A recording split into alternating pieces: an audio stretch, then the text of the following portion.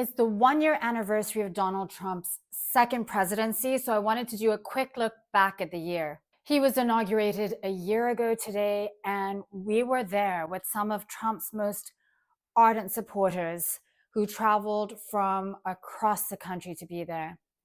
It was so freezing cold that day that they had to move the inauguration indoors. According to authorities, about 250,000 people were ticketed to come to DC to see the festivities, see the inauguration, and now they've all been relocated here.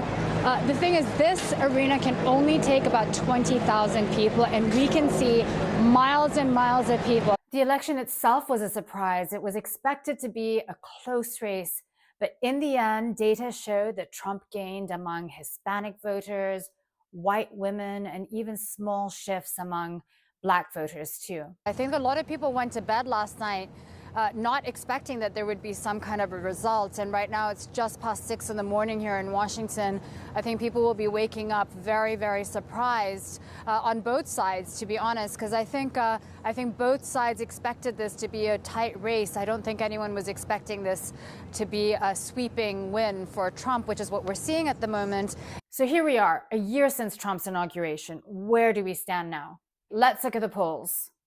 Approval rating. Trump saw a small inauguration bump in January 2025 with approval ratings around mid to high 40s, but now that's drifted lower, mid 30s in the Gallup poll and low 40s in other polls. Now, among Republicans, he remains very popular, though the support has softened slightly.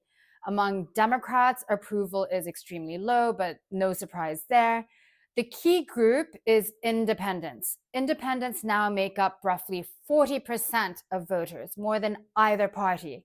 So even small shifts among independents can move national numbers. And with the midterms coming up, Republicans control both chambers of Congress, but with narrow margins, they can't afford major losses. The top issue in the election was the economy. So here are a few numbers to look at. The inflation rate for all items has fluctuated a bit in recent years, but during Trump's term so far, prices have gone up, and they were about 2.7% higher in December than a year earlier. Consumer sentiment. During Trump's term, consumer sentiment declined, hitting its lowest level since June 2022, this past November. It's up a little in January, but still near historic lows. Unemployment. The unemployment rate has been rising since 2023. It hit a 4-year high in November before edging slightly lower in December. GDP.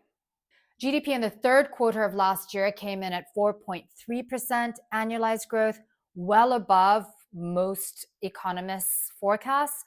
We still don't have the numbers for the fourth quarter yet, partly because of a government shutdown in November, the longest government shutdown in US history, by the way. Another major election issue was immigration. We've seen this administration cracking down across the country, including those images coming out of Minnesota right now. The latest data in the summer from the Pew Research Center shows the US foreign-born population fell in early 2025, the first decline since the 1960s. As more immigrants left the country or were deported than those who arrived. Now, having done many stories on people with undocumented status in this country, I will say it's a broken system that needs fixing. It's not as simple as just deporting people, but that's a separate issue. Internationally, Trump has been active, negotiating a Gaza ceasefire where fighting hasn't stopped completely. US strikes targeting Iranian nuclear sites last summer, the capture of Maduro in Venezuela, and now this renewed rhetoric over Greenland.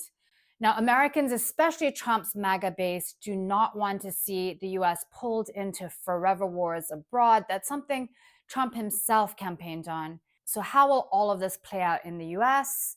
We shall see. So that's it for now. For more explainers like this, don't forget to subscribe to my YouTube channel. Thanks for watching.